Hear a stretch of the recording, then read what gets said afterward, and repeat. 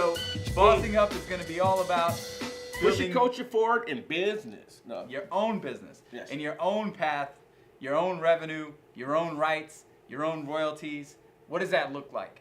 Although this is basketball, you know, the Melos, you know, as the younger generation, they're heavily hip-hop influenced. You've already had people like Jay-Z in the most recent interview speaking up highly about the Ball family, about them, people standing behind them, supporting them to get their own shoe out there. I mean, their own brand, things of that nature. We support other people's brands, and why not, you know, stand behind that brand? They dropped the Lonzo shoe, which came out $4.95. That was released about a month ago, 2 months back. And then today, August 31st, they launched the Melo Ball 1, which Melo is still a high school student. So as of right now, he is the first high school student with a signature shoe. Big baller brand, Melo 1. Ball on. You know, if you ever deal with sports action brands, it's all about the high school kid. You can own the high school kid, then you got a client for life, and you have the high school-based sponsor. You have them unique. They're an alternative. They're not one of the big established companies. Right. And America loves the underdog. Yeah, the underdog. And he has really not only put his sons out there, he's put the big baller brand out there, and now apparently he has a show. Yeah, so I was linked by a coworker to Facebook Watch. So Facebook is trying to basically come harder on the video content angle and just present a bunch of videos for you to watch. And that was front page, front service, promoting that show. So now you have Facebook with own content. You have them supporting a rising movement, and you see them trying to roll out to the U.S., you know, a YouTube competitor.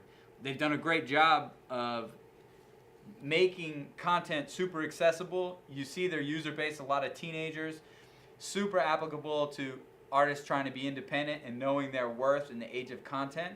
So you don't have to have elaborate video shoots to be popular. Oftentimes, it's all about the fan base and the creativity of the shoot, you know? Well, you know, talking about not having a elaborate video shoot, when watching Ball in the Family, it seems as if somebody had a camcorder and was filming in certain parts, literally. Yeah. Lonzo Ball has been a polarizing figure in the media, and when you watch this show, it kind of like more humanize him, bring it down to the family, show the rise of it, show him putting in the work, trying to get his sons to, you know, to take off like Tiger father did, like Venus and Serena father did with them, and you see now, you know, we have a basketball father trying to do the same, but he's just been more vocal and getting it out there in this show. They launched the show, and I'm sure it's going to be a lot of people tuning in. He's a polarizing guy, and you know, so this is happening on Facebook, and so there we go. And speaking of content and put it out there, and speaking of MySpace, you know, it'd be funny if like somebody like a known figure would buy MySpace, and I'm pretty sure they could turn around that way. I mean, Jay-Z bought Tidal, a company no one knew about, and he bought it for $50 million a couple years ago, $50-60 million. Now the company is valued at $600 million. They made a deal with Sprint, and they kind of connected with them.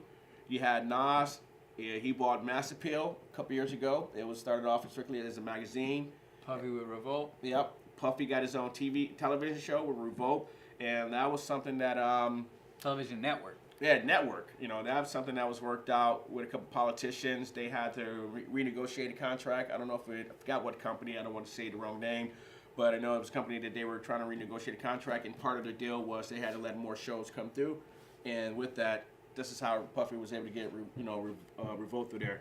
And I know that Queen Maxine Waters played a role in getting Revolt put on, you know, out there with Puffy, and so it's been a lot of rappers just really getting out there with the content, owning it.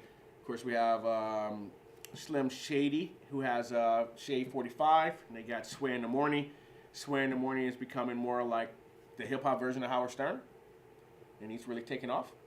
Well, except that he's so even. He's such a fair interviewer. Well, yeah, he is.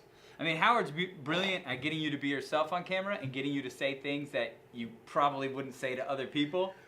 And Sway, people come there wanting to talk about real things. You know, they're there to promote their work, whatever. Yeah. And everybody comes with bars, you know, which they just won't do on other shows. Well, which is true, and I guess you're correct on the comparison with Howard Stern. They're different personalities.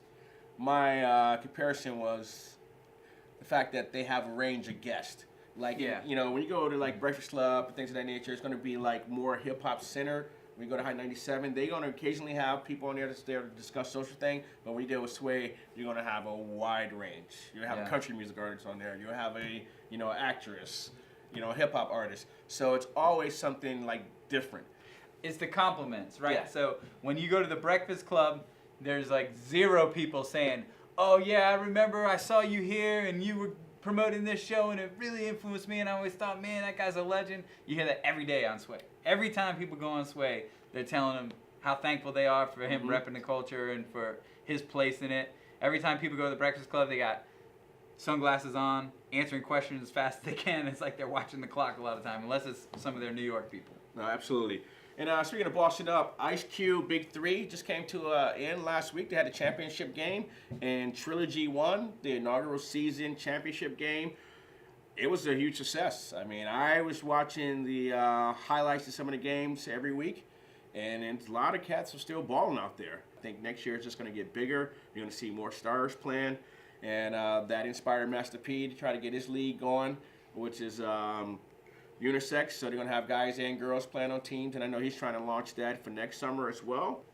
We have the Locks out there who Styles and Jadakiss opened up some juice bars in Yonkers and Brooklyn, and I know that inspired Envy and Angela Yee from the Breakfast Club to open up some juice bars, and really promote health in the hip-hop culture in the community, and I like juicing myself. So I would say get healthy out there, eat right, live right, think right.